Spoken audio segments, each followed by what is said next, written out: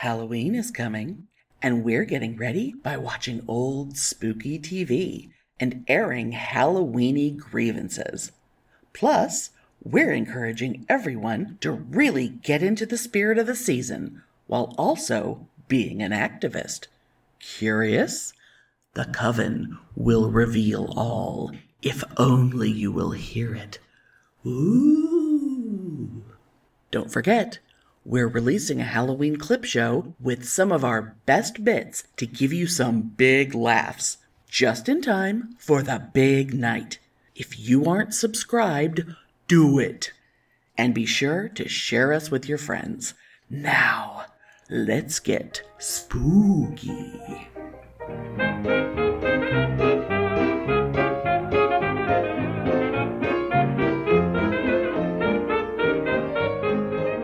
Welcome to Pitney and Amelia's Bitchin' Boutique. We may be awful, but we're right.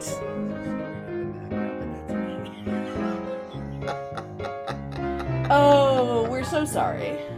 Yeah, we're so sorry, you guys. The last episode, I had a technological list bag. Yes. That I was not aware of, because apparently the entire time I could hear Amelia through my headphones. Which is normal. But also, it was coming through the speaker on the computer because I had been using Microsoft Teams to chat with someone else. Things. Yeah. Yes. And that audio was going on at the same time. So yeah, it was right. It was a technological list bag. Yes, but in a way, it was reminiscent of the olden days when we used to sit in the same room and had one microphone between us. Oh, God. And I do remember... I mean, that's how I learned to edit audio, so it was trial by fire. Yeah, and I do remember, maybe it was 2 episodes, but at least one. For whatever reason, I was technologically challenged. And I remember at least one episode I had to record with me on my phone. Yeah, I don't remember. This was a long time ago, but oh my God, it sounded like shit. But that was all we could do at the time, and I don't remember what the circumstances were, but I do remember that. I mean, it wasn't the time when we were both at haunted hotels and you were at the, I forget the name, but just as we were discussing, like, the little girl that haunts the hotel, your USB cable decided to snap. Oh, God, I remember that. But, yeah, no. This wasn't then, because you went out and bought another cable. I remember that. Yeah, because, no, I remember I was living in San Antonio, because I remember I was at my kitchen table. Oh, for when the phone thing happened? When we were recording. Yeah, for whatever reason, I had to record on my phone. And then you downloaded the audio from the phone to send me? I guess so. Oh, man. I remember the sound quality just being terrible, but that was, a long time ago. But back in the day, it's amazing our sound quality was as good as it was considering how shitty our setup was. Mm-hmm. Which is one of the reasons why when I listen to, there's professional podcasts and then there's little indie podcasts, and it's like, if we could make our sound not sound like complete shit, then really anyone could. It's the things we were capable of doing in the early days when we really didn't know what we were doing. People could at least do that well. Yeah, and we don't have like ultra high end microphones and stuff, but but they're pretty fucking good. Expensive enough ones that sound really good. Yeah. Although we may need to replace them soon because they are starting to act up a touch. Anyway, but that was last time, and we certainly apologize. But this time is going to sound great because we'd made sure before we started. And this time I triple checked everything. Yes, you did. I'm not fucking up this time. But this time is fabulous because this is our Halloween episode. Yes. And we always do big, giant Halloween episodes. But of course, depending on whether or not you're on our social media, you may or may not know that this year we have the episode the one you're listening to now, and then we will have an episode that will be available on the morning of Halloween because it's on a Friday this year. And that is going to be a clip show of past Halloweens. And my God, going back and listening to a lot, like our old Halloween stuff, there's a lot to choose from. Like I have to make some like hard decisions, but we can always do another clip show next Halloween if it works out that way, if y'all like it. Because my God, some of our Halloween episodes are better than almost anything I've ever heard ever. Yeah. I mean, they're so, because we love Halloween and we love making fun of people who don't.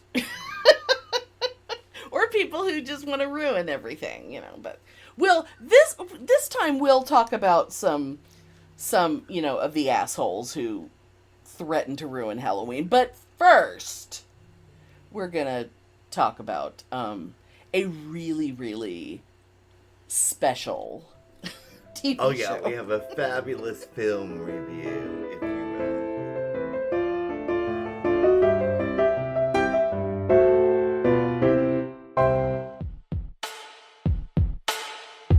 Welcome to the Skeptical Chaps with myself, Spike, and my esteemed co-hosts, Dr. Dan and Ollie. Hello. Hello. Every episode we're on to know about anything from news, social media, politics, current affairs, absolutely anything that annoys or delights us. And if you're underage or easily offended, you probably should not be listening. But Dr. Dan wants you to listen anyway. Give it a go.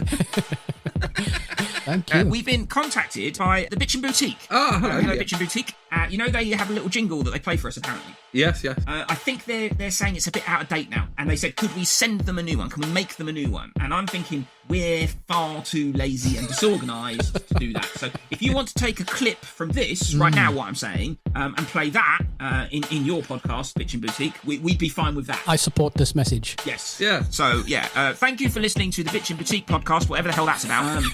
I don't know what they're talking about in this episode, but I'm sure I agree with it.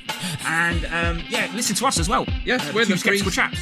We're the three skeptical chaps, but there's only two of us. And if you don't... Two Skeptical Chaps, but there's three of us. How very dare you. Is the Bitchin' Boutique still bitching? Diplomatic community.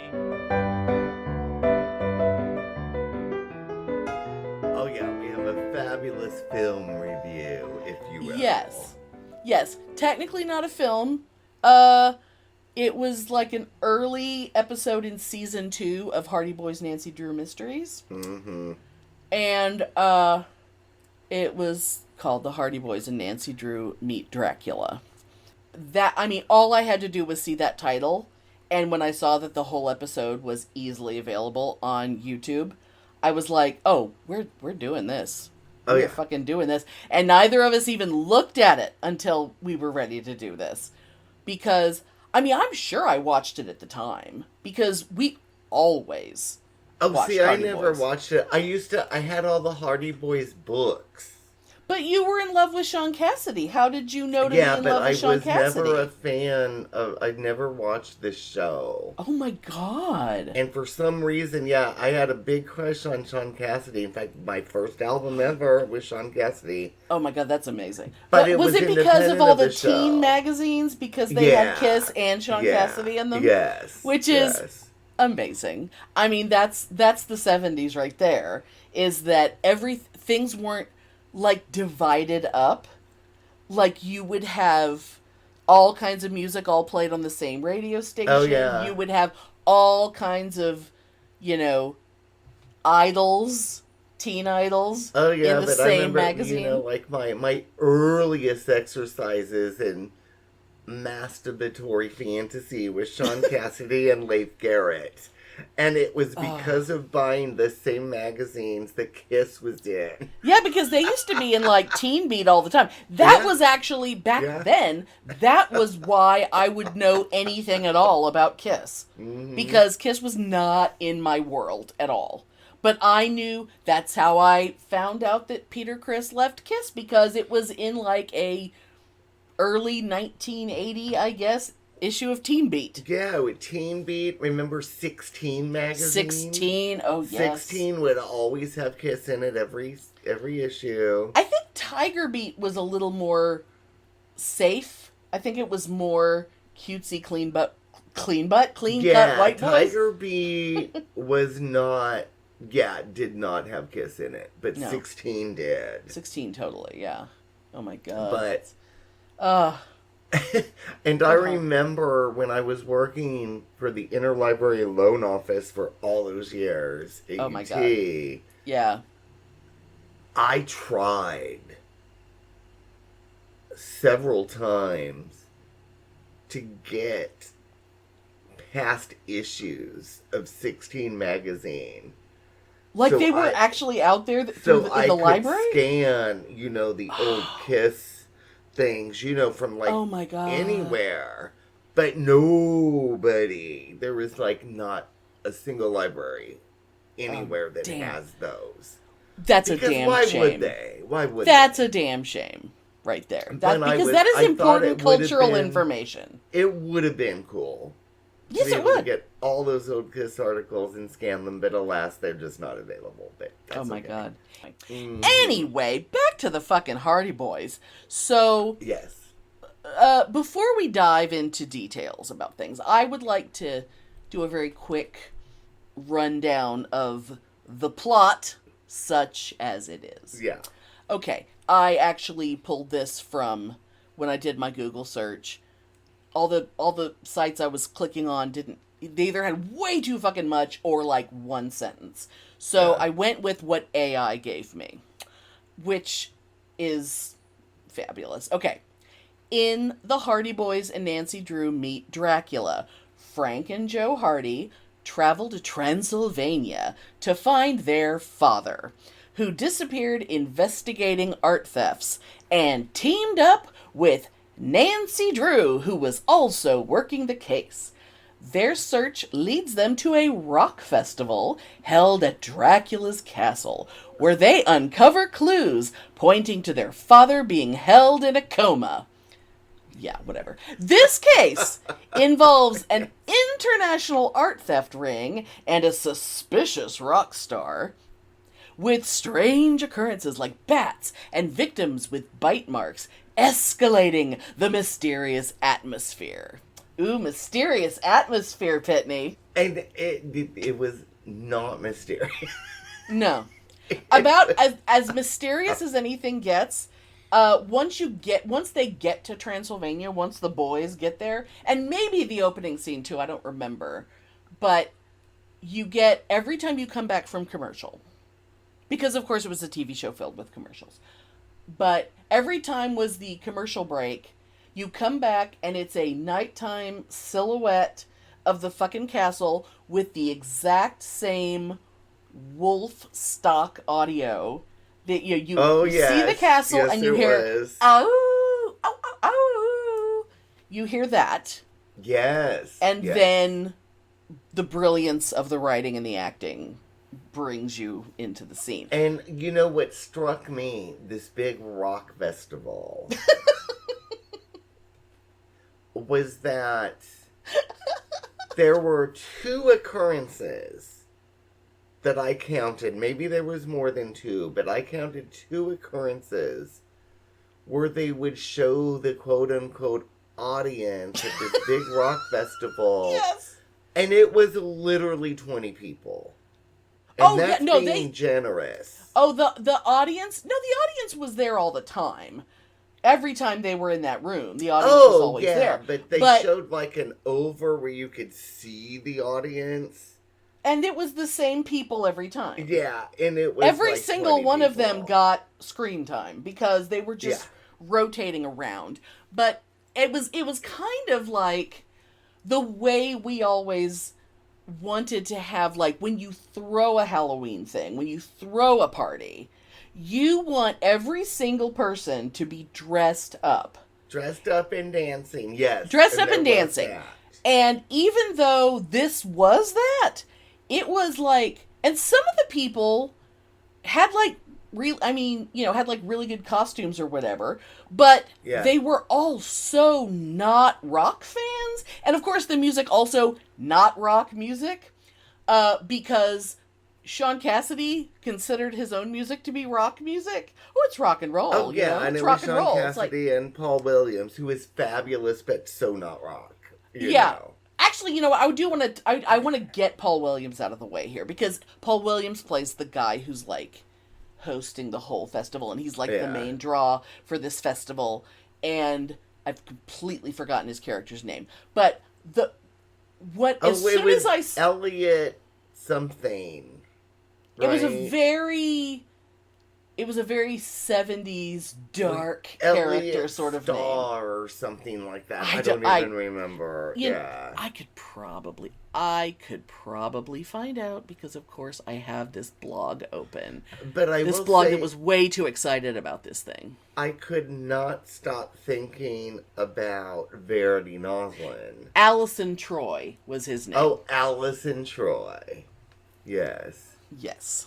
But I could not stop thinking about Verity Noslin, because Paul Williams was a major hymn for her. Yes. Now, there's probably a lot of people listening to this who do remember Paul Williams, but if you don't, Paul Williams is one of those kind of ultimate examples of the way the 70s was, which is that because the 70s was when people who were songwriters, I always figured like maybe talk shows and stuff had a hard time getting the famous people who recorded. Like maybe if you can't get the Carpenters to come on your show to sing a song, you get the guy who wrote the song and he'll come on for nothing.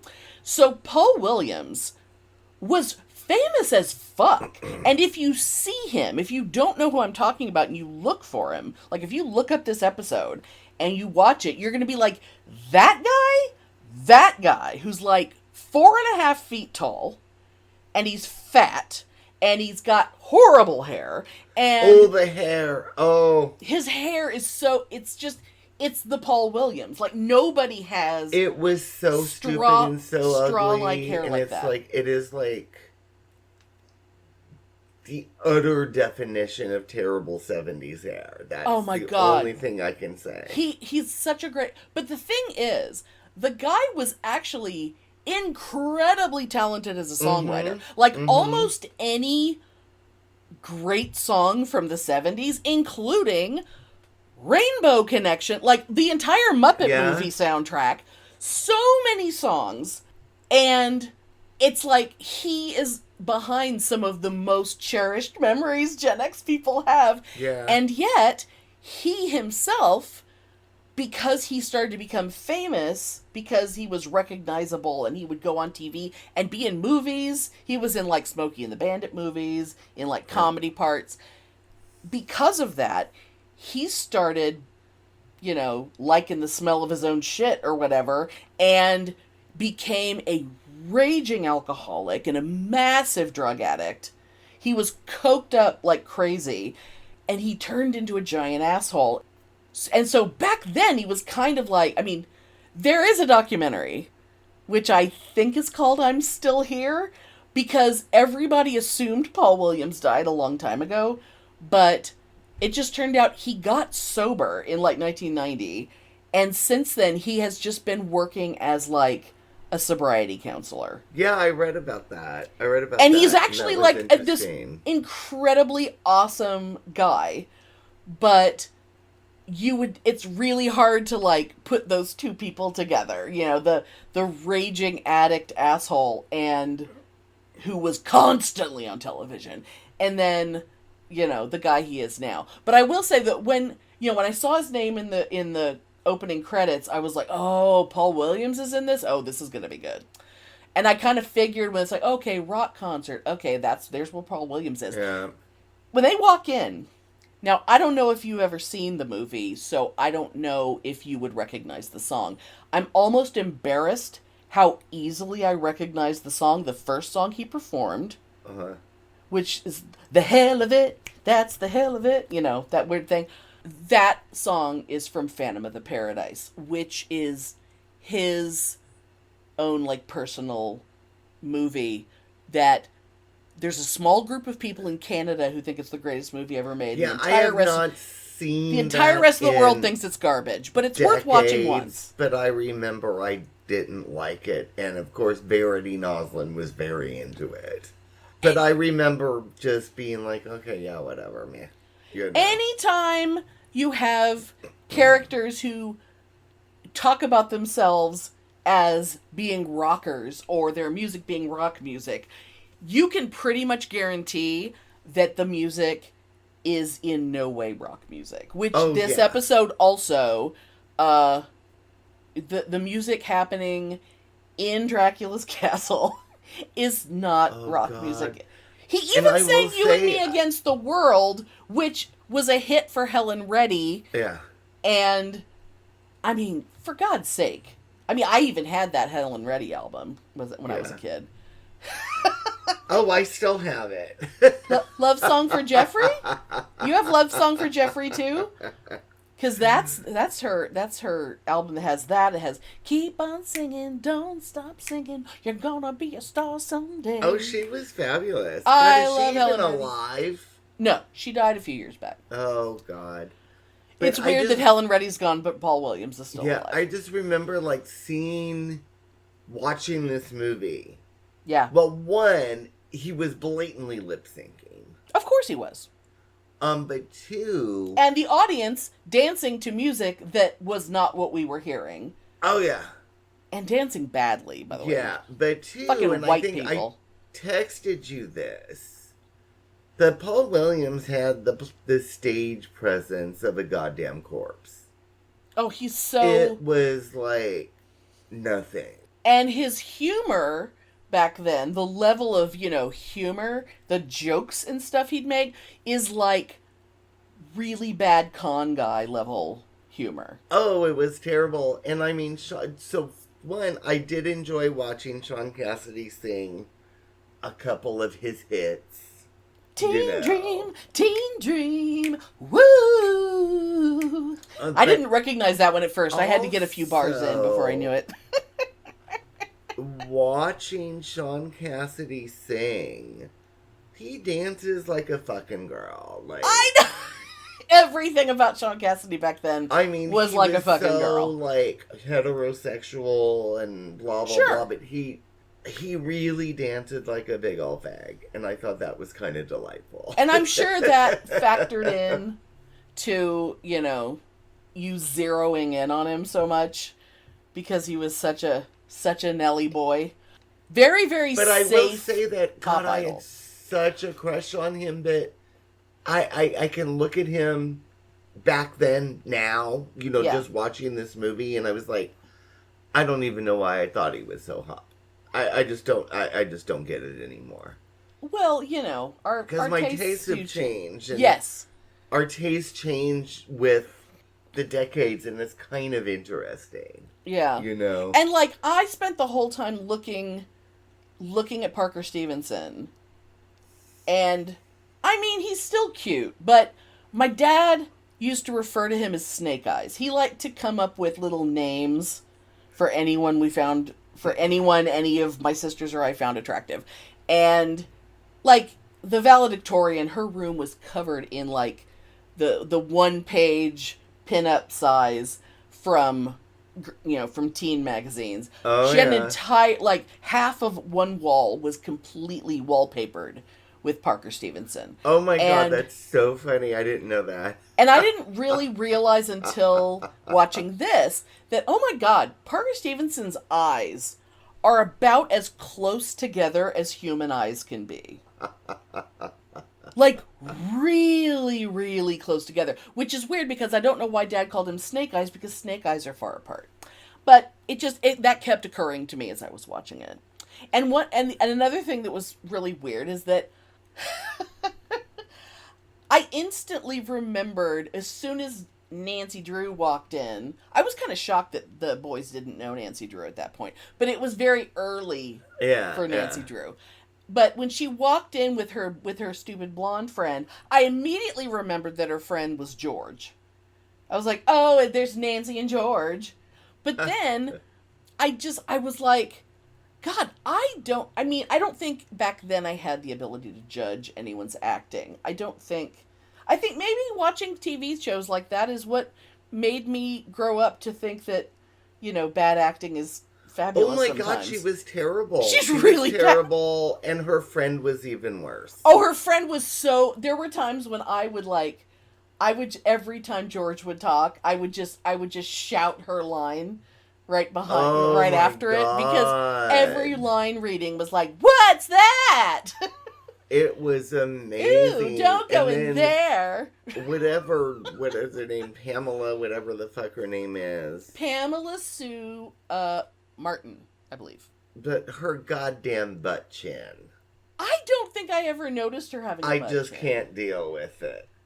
One thing that's really Cannot funny, deal though, with it. was that I did discover that my memory was correct, that she did leave the show and go. I mean, I remembered her being on Dynasty, but I didn't remember there being an overlap.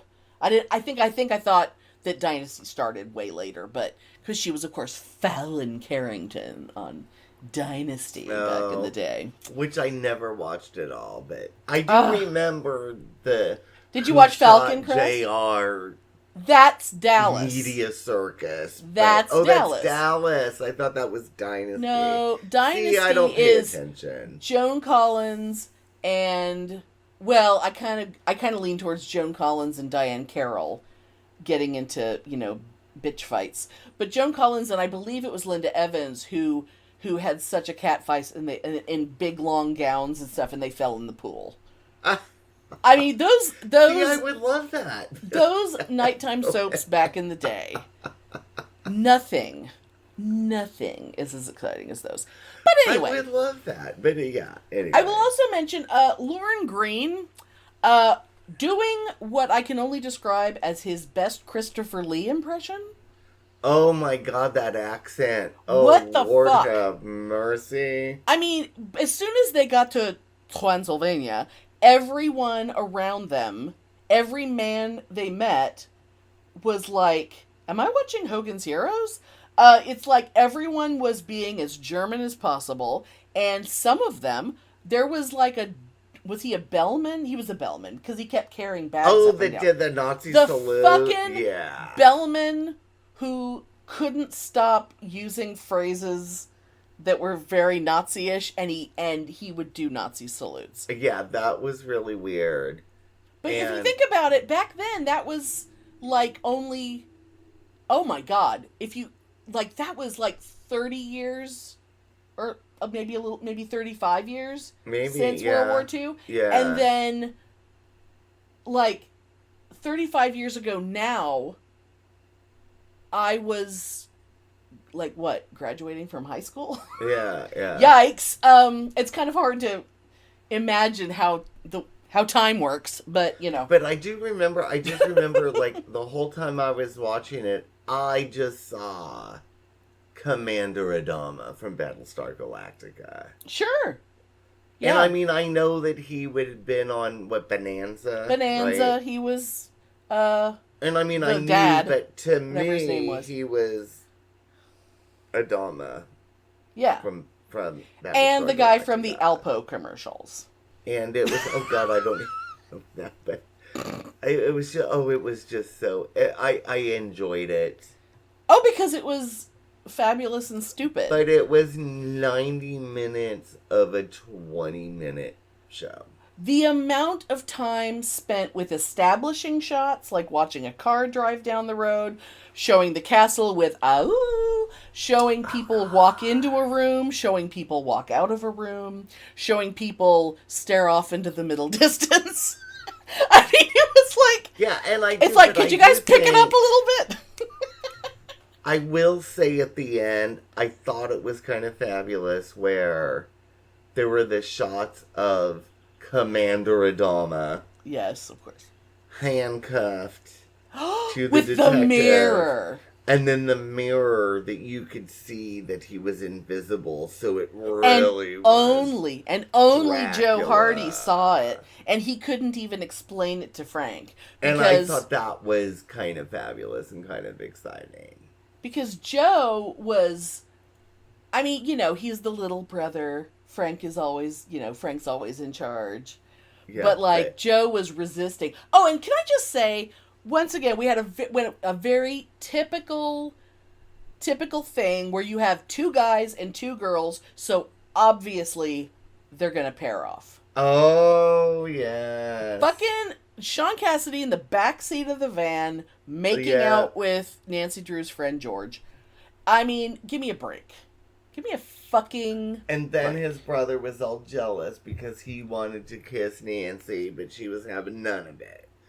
Because, she was the liberated teenager. I think of she the was 70s. Actually. I think in her mind she was having it. But she couldn't quite go there. Well, we're busy. We have a case. She's very single-minded. She's, working for her father.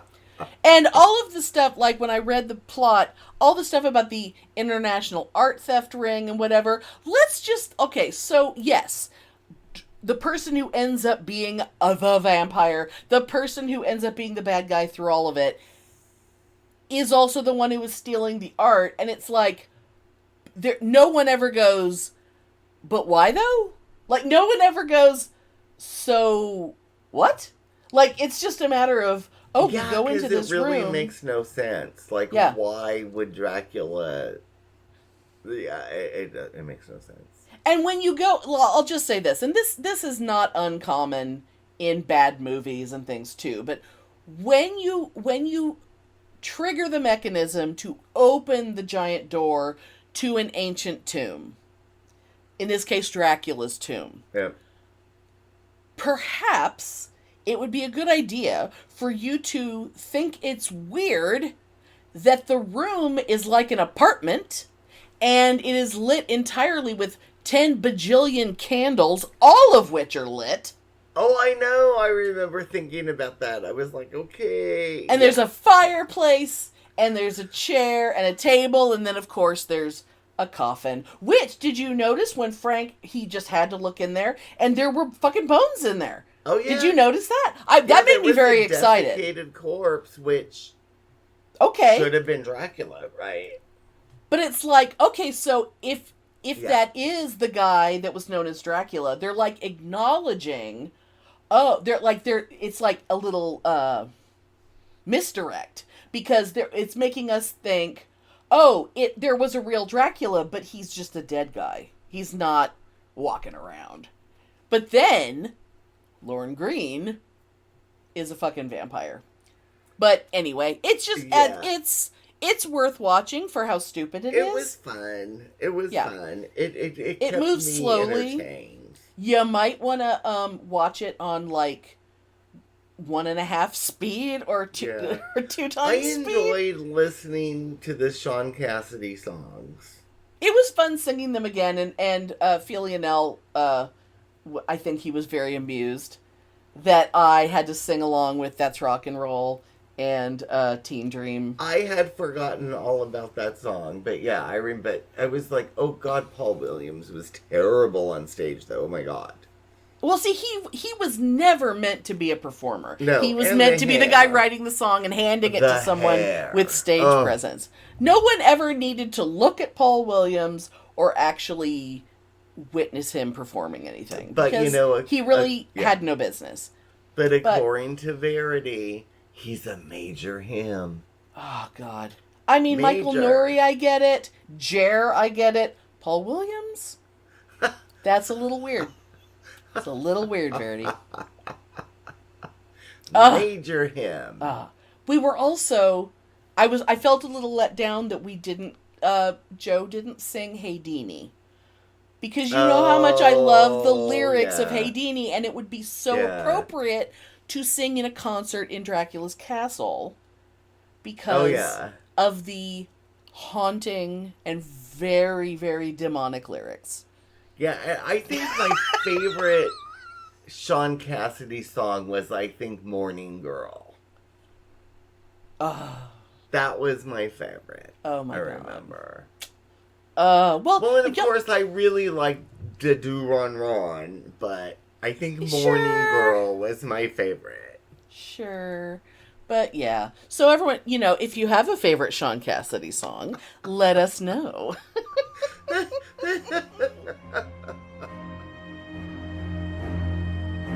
The year of personal power.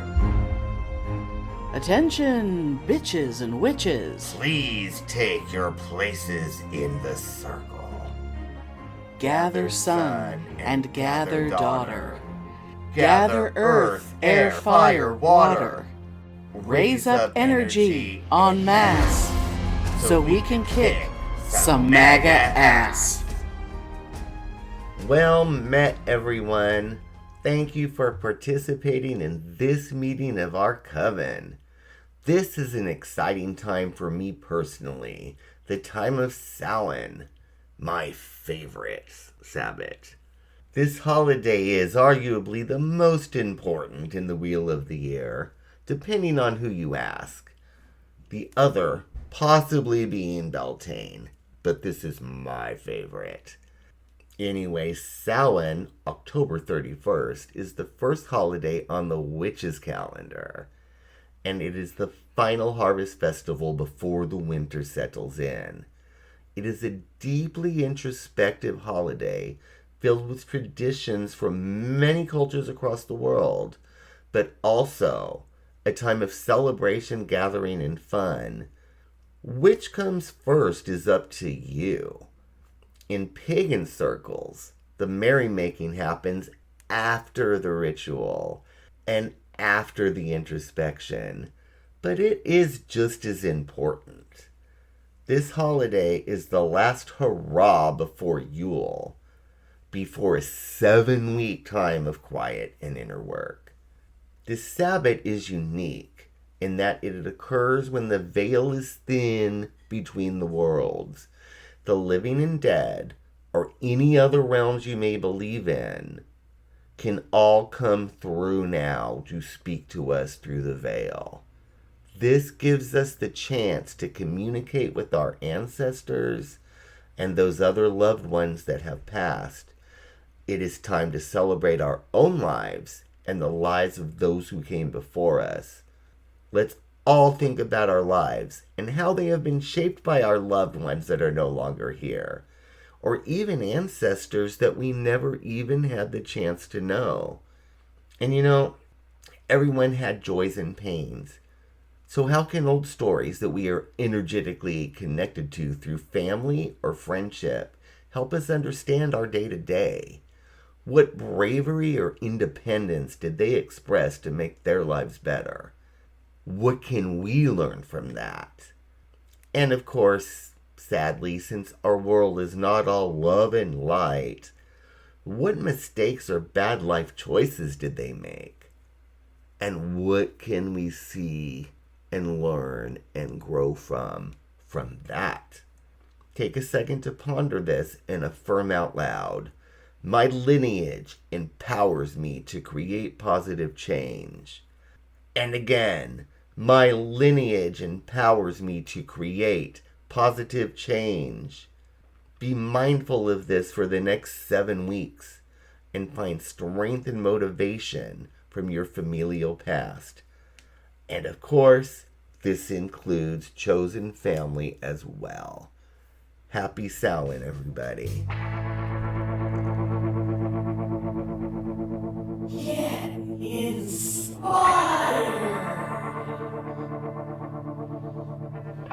For the rest of October, let's be inspired by those who came before us, because, like it or not, we stand on their shoulders. I know that at times talk of honoring ancestors can sound a bit woo to those of us who have a secular view of things. You may or may not believe that those who have passed are still around us, but even if you don't, you can still appreciate the idea that taking time to consider how you were shaped by the choices they made and hardships they endured will give you a sense of gratitude and help you feel your place in the world. I encourage you all to create a ritual of your own, a ceremony of sorts that will connect you with the people all over the world who honor their dead at this time of year, and give you something unique to you and your family. Let me give you an idea based on what I'm doing this year. So, I lost my mother about 7.5 years ago. Mom had lost her father when she was only 6, and her mother died in 2002, right after her 95th birthday. And this year, right before my mom's only sibling, her younger sister Shirley, passed away, I had a dream where Mom was with her parents, and they were waiting for Shirley to arrive. I didn't even know at that time that I was about to get the message that she was in the hospital. That dream has stayed with me, and it led me to focus this year on the 4 of them, the reunited family unit. So I've been gathering some old photos, and I mean old because my grandfather didn't even live past 1940, and stuff that I have from each of them. I have a small metal niche sort of thing that has room for displaying important objects, and it looks like it came out of an old church, which makes it feel special. So I'll be adding photos and stuff into it until the 31st.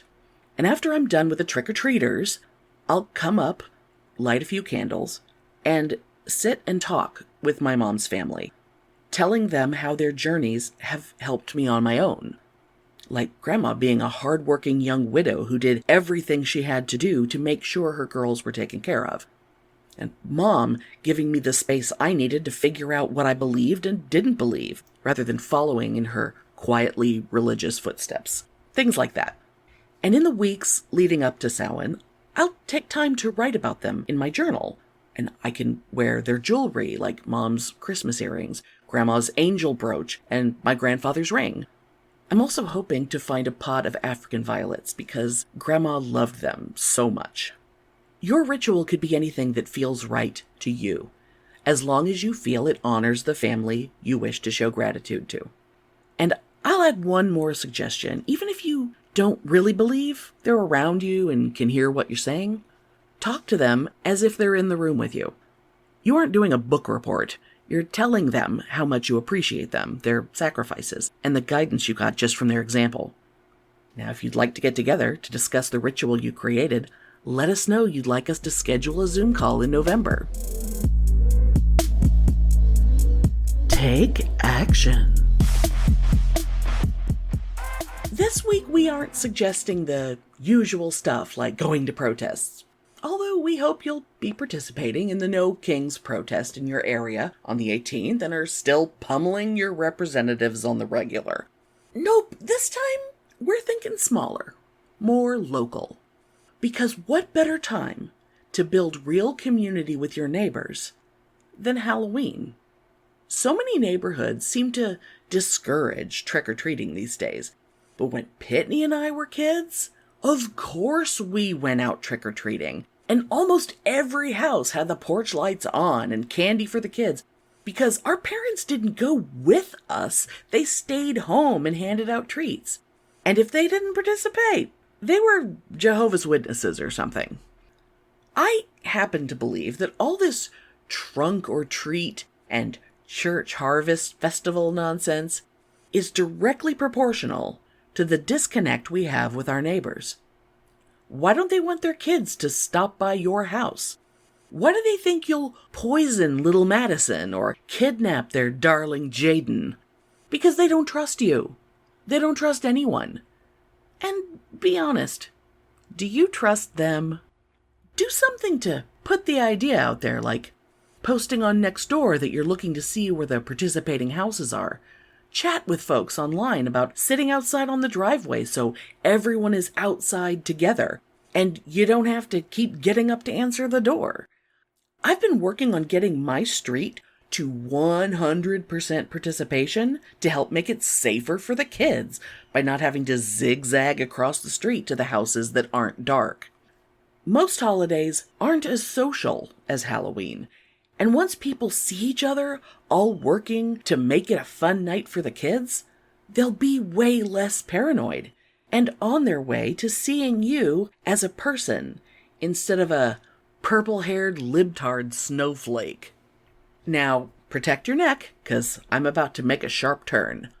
Our intention for this week's meeting is to honor our ancestors, and something you might also consider is to plan a visit to a loved one's gravesite. Clean off the headstone, pull some weeds, maybe leave a little something for them. Whatever you feel called to do. And don't rush it. Have a quiet chat while you take care of their resting place. You aren't just letting them know you care, but you're showing everyone else that this person here is loved. Touch grass. Okay, witches and bitches, we're gonna make something cute. I saw this thing on Instagram and I was so excited, I couldn't wait to tell you about it. Now, be sure to go to the blog to get a link to that Instagram post so you can see how delightful this craft is. So what it is little jack-o'-lanterns made from navel oranges. You cut off the top like you're cleaning out a pumpkin. Scoopy scoopy. Cut out a cute little face. And then you dehydrate them in the oven so they're nice and hard and dry. And your kitchen will smell like heaven. And you can stick some floral wire in the top so they look like the little plastic trick-or-treat buckets. And they put teeny tea lights in theirs. But if you're concerned about fire, you could use battery-powered ones or even mini glow sticks. Are you excited? I'm excited. And don't think I don't have a plan for all those orange guts. We're making jam. Would have been marmalade, but that's a whole orange thing. We're avoiding scurvy while we enjoy adorable little jackos. Again, blog. Happy Citrusween!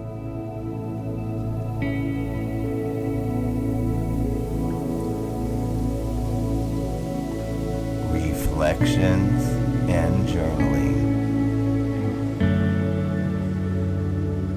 Hello again, everyone. In the spirit of Samhain, let's all do a journaling exercise focusing on the tarot card of death. This is one of the most misunderstood cards in the deck, and despite its negative appearance in countless horror movies and TV shows, it nearly never means physical death. It always represents the aspect of endings and new beginnings in the always turning circle of life. However, the imagery of the card very nearly always is associative with that of physical death, bringing home the importance of embracing this as we grow through life. Through the psycho-spiritual meaning of this card and the visuals of finality, it is the perfect card for the multi-layered importance of Samhain. Everyone, think back to the writing exercise that I proposed during our last meeting as the Wheel of Fortune card was pondered on. Just as the entirety of last meeting was preparing us for the upcoming holiday, that exercise was preparing us for this journal prompt. When we wrote about the turning of the wheel, encountering the fates, and how we reacted to the changes they brought, we were preparing to take those insights and use them as a farewell to that phase of our lives. Big or small, it is still the same process. Embracing the smaller ones might well better equip us to deal with the inevitable bigger ones. We talked earlier in this meeting about the more traditional aspects of Samhain, with the concepts of the thinning of the veil, honoring ancestors, and perhaps trying to speak to them, or at the very least letting their stories speak to us about our lives. I would ask all of you to attempt to make this ancestor work meaningful in regards to your discoveries from the last journal entry. What stories of your deceased family members give you inspiration to strongly bring an end to what doesn't serve anymore? Maybe your grandmother smiling all the time and finding creative ways to make gatherings special despite poverty? Or your great uncle starting from nothing and becoming a successful lawyer? Maybe even a down and out great aunt that never found happiness and lived a life of loneliness and pain. Yeah, not glamorous. But the not glamorous stories are just as important. What hardships did she endure to bring her to do that? What could she have done to overcome those obstacles and make her life what it could have been? All of this can serve as motivations for our own lessons. Write about a couple ancestors and apply their stories to your life. What did you learn from them? This may take some time, but the journey of discovery and connection is well worth it. We are all connected to the past through blood, history, shared stories, and the web of life. Their stories are part of yours. Sit quietly to think about this before you write. Maybe ask questions of those ancestors without worrying about what you believe or where the answers may come from. And when you write about your insights, write also a message of gratitude to them for their lives and teachings, and they just may hear you. Anyway, everybody, happy Samhain. Enjoy your candy eating binge as you talk to your neighbors, and blessed be.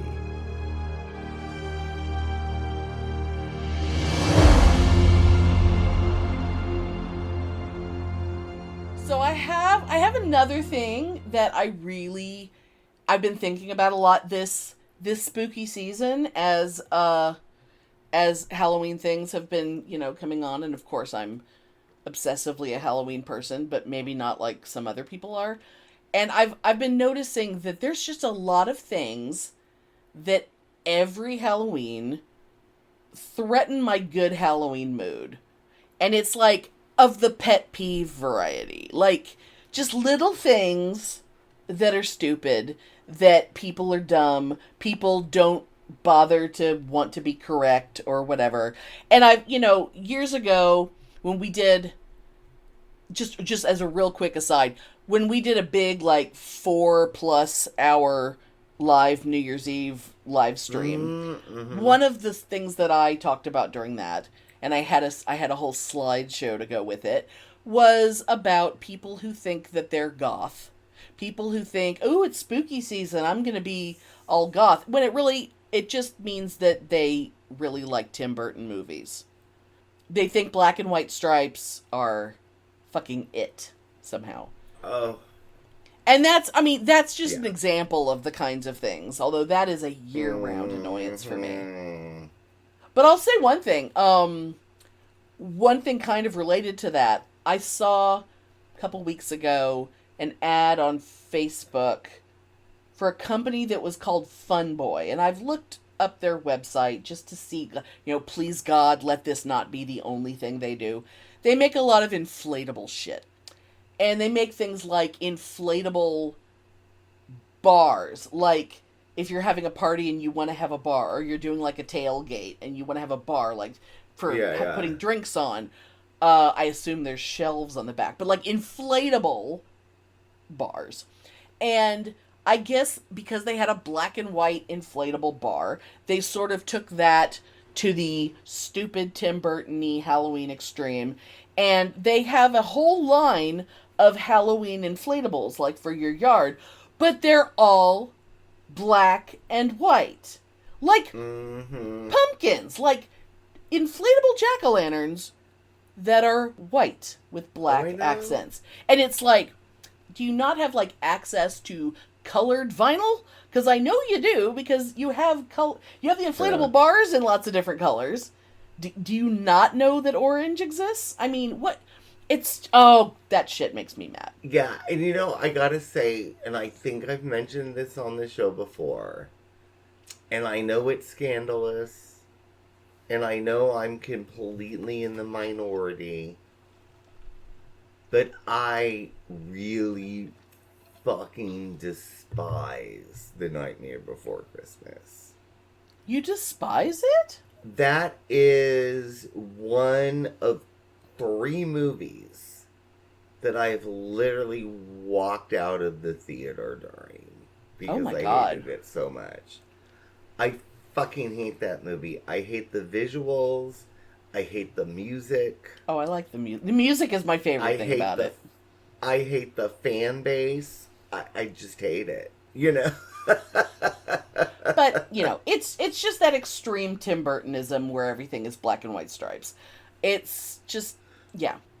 I don't think I've been dragged out of a movie that I was with someone who didn't want to watch the rest of it, but I've never walked out. I have turned movies off, but usually if I'm in, I'm in. But anyway.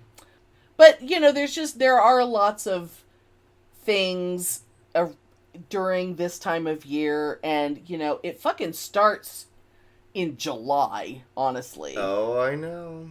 Because people start... I mean, it's one thing for me to start my Halloween shit, because I have projects. I have things to make. Yeah. I have things to build. It's like, I have work to do.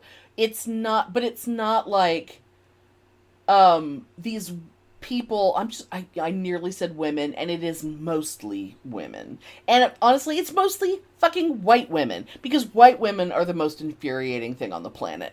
And it's going shopping, buying 10 million things that they don't fucking need, Mm-hmm. Oh, here's a coffee mug that I don't have this one, so I'm buying it. And then they come home and they either take pictures of all of it or they video their haul.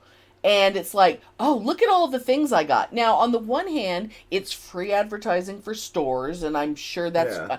But there's so many people doing that sometimes I'll watch videos of people going into the store, like they'll just sort of show you everything that's on the shelf.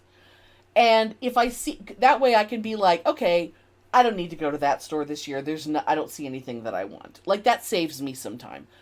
But what really happens is that when I go, odds of me finding the thing that I want is gone, because it was bought. Totally. They sold out in fucking August. Yep. And I don't need much. I don't need, because a lot of these people, it's like, I have to decorate every room in my house.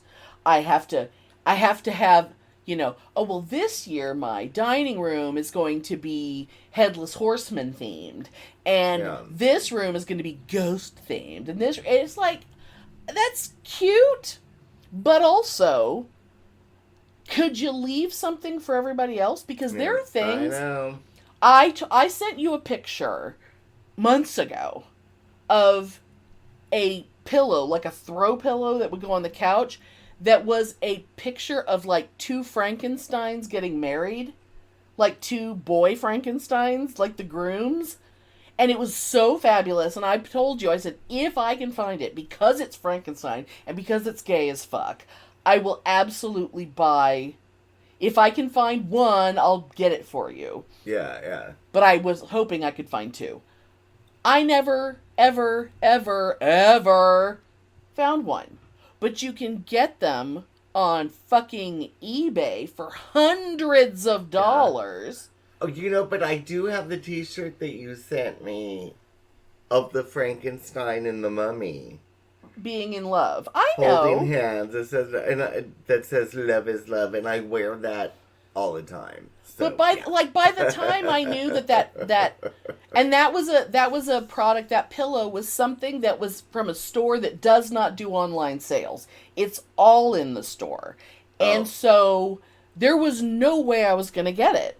And I went to those stores, like you go into one Home Goods, it ain't there. It's like, well, there's 4 other Home Goods in town.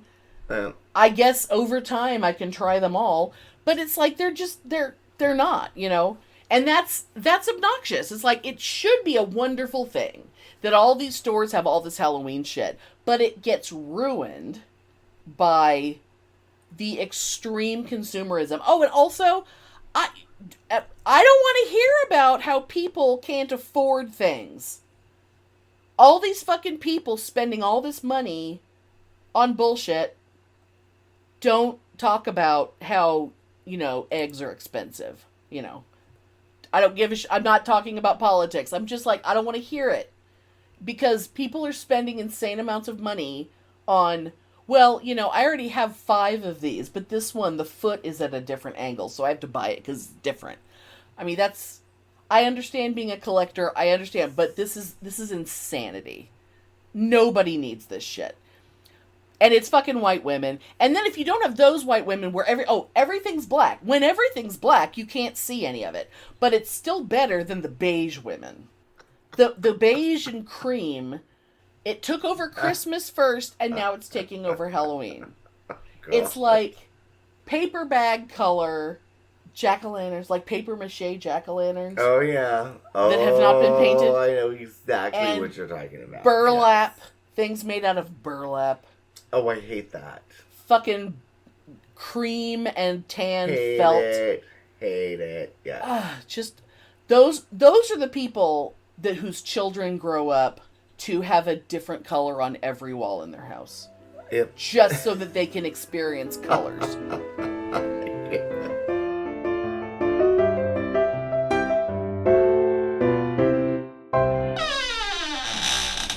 God, we need to oil that door. Hey girls, what you up to? Nothing much, just sat here in our creepy cabin. But first I've just got to tell you about the murderer they just caught in town. Oh, thank God they caught him. I was losing sleep, and believe me, sleeping with a room full of ghosts isn't an easy task at the best of times. Anyway, Bex, what about this murderer then? Afterwards, I've got one hell of a spooky story to tell you guys. I'll make myself comfortable then. Spine Chillers and Serial Killers is a bi-weekly podcast where three friends, Tash, Bex, and Emma, discuss one true crime case and one tale of the paranormal. If you enjoy spooky, murdery stuff with a good dose of laughter, random singing, and the odd off-topic wander, then this is the podcast for you. You can find them anywhere you get podcasts. Strictly for adult audiences only. Thanks, Ed. Stay safe. Don't kill people. And keep it weird.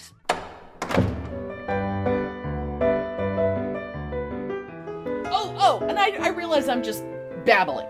But, okay, Michaels, whoever you people are who decide what Michaels is going to carry, whoever's doing the buying for Michaels, what is the deal with, let's say, Frankenstein or Bride of Frankenstein or a skeleton or Edgar Allan Poe or whatever character you're excited about?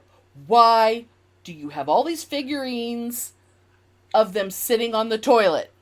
What the actual fuck? No, I haven't seen that. Oh my goodness. I mean, sometimes they're sitting on a toilet with like a newspaper. Sometimes they're sitting on a toilet looking at a phone.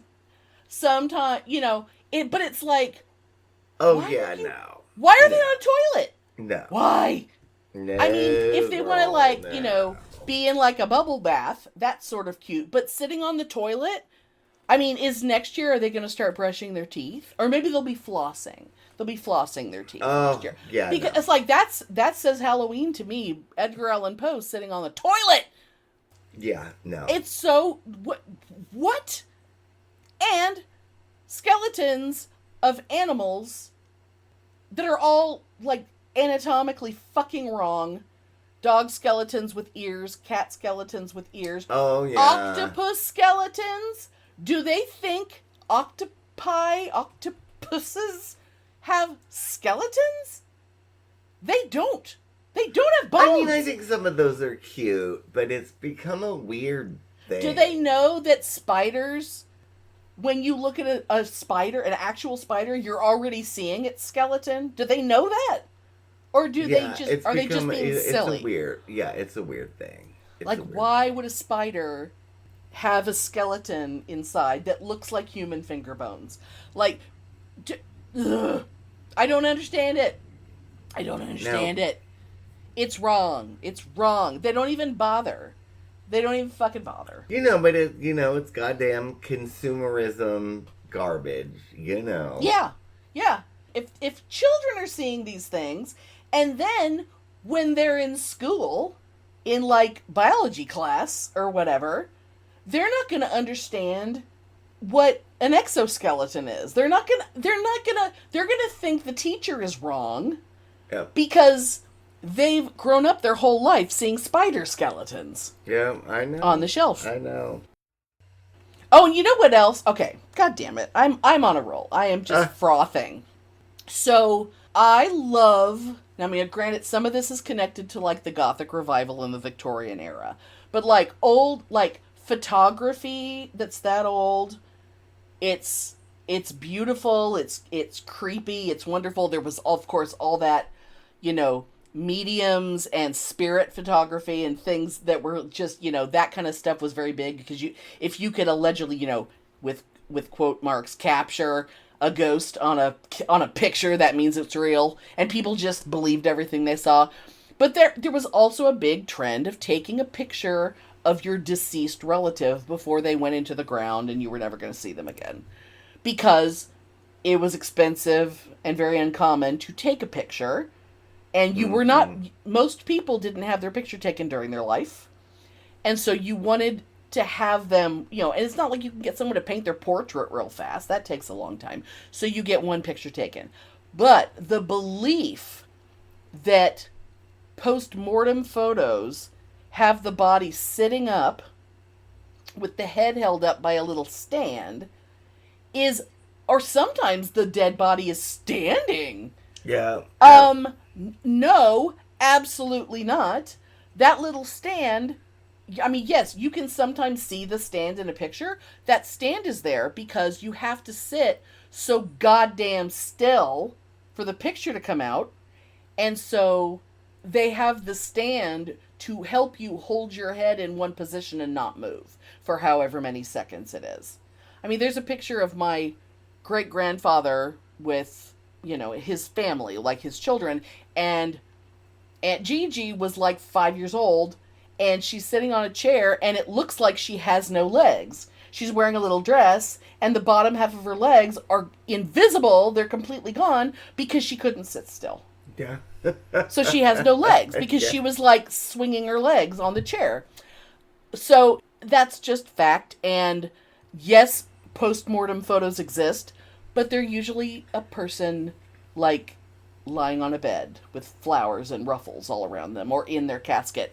They're not, it could be a mother holding her dead baby, which is horrible. I think that whole thing is just weird. But yeah. I think it's beautiful because I totally get that the idea that you would never see a person again and you have there's no visual record of them existing, and you want to be able to see them again. I get that, but people read too much into these pictures and they just assume every time they see a weird old photo, it's like, oh, well, that guy's obviously dead. No, he's not dead. He's not fucking dead. But anyway. Yeah! Pet peeve. Yes. And, you know, I don't have any. Because you're not out there with people many the way irrational pet peeves, but none of them related to this. I mean, my hatred of privileged white women is universal. But things like I discovered, because of Halloween, I discovered that there is a business called Boardery, which is they make charcuterie boards for you. A charcuterie board is a fancy name for make your own Lunchable. Yeah. But there's a whole blog on their website about the ultimate guide to Halloween charcuterie boards. And I looked. Lord. If you want a charcuterie board that feeds 10 people, it's like $450. And I'm like, fucking white people and their bullshit. It's like, cut up your own fucking cheese. I know. I know. Buy a little cookie cutter. You can make things in shapes. What? Make your own Halloween stuff and watch Hardy Boys Meet Dracula. And there you go. Thanks for listening. If you enjoy our show, please take a moment to rate and review us wherever you listen. If you send us a screenshot of your review, we'll send you a Bitchin' Boutique sticker. Everyone loves stickers. Please subscribe or add us to your favorites wherever you get your podcasts. Subscribers get new episodes first and are also more attractive. Drop us a line anytime at pitneyandamelia@gmail.com. We'd love to hear from you. Yeah, but I could not help but thinking about, like, Verity. Yes. Being brought to orgasm while looking at those bangs. Oh God, do you think if she ever had, yeah, because that would be exactly what she'd be thinking about when she was, alone with her hand or whatever. God. And of course my mind went there because it's my filthy mind. It's my filthy mind, god damn it. You know? You know when he's singing to her. Oh, Lord have mercy. Anyway. Come on, Verity Noslin, get down, get with it. Come on, Verity Noslin, get down, get with it. What great lyrics. Anyway. I would have loved for Nancy to become a vampire. And then somehow she needed to have a three-way with the two Hardy Boy brothers to cure her of her vampirism. That would have been kind of fabulous. I mean, sure. She had to have a three-way with the two Hardy Boys while Paul Williams came in her mouth. Oh. I just had the grossest. Why did my brain decide that it would come out like cottage cheese? Oh! On that note, happy Halloween, everyone. Yes! And think about those bangs. Think about those bangs.